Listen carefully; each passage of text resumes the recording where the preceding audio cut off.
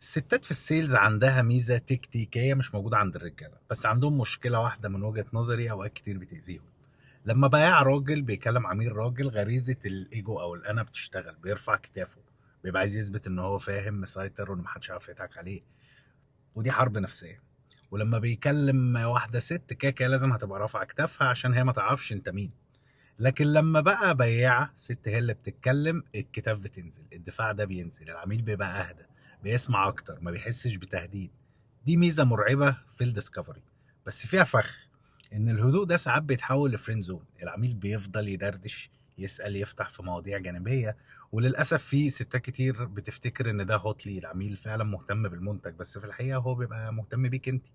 فنصيحتي ليكي استخدمي الميزة دي عشان تفتحي الباب الديسكفري. لكن لما تلاقي العميل بيخرج عن السياق، اكسري الكلام وقولي له جملة زي دي: بص استاذ احمد، انا مقدره جدا وقتك وكلامنا، بس عشان اكون امينه معاك، انا مش حاسه لحد دلوقتي اننا الفيت المناسب ليك. هل فعلا حضرتك جاهز تاخد خطوه الاسبوع الجاي ولا تحب ناجل الكلام؟ العميل الجد اللي جاي يشتري فعلا هيحترم احترافيتك، الطريقه البروفيشنال بتاعتك، وهيشتري. والعميل اللي جاي يتسلى هيختفي. في الحالتين انت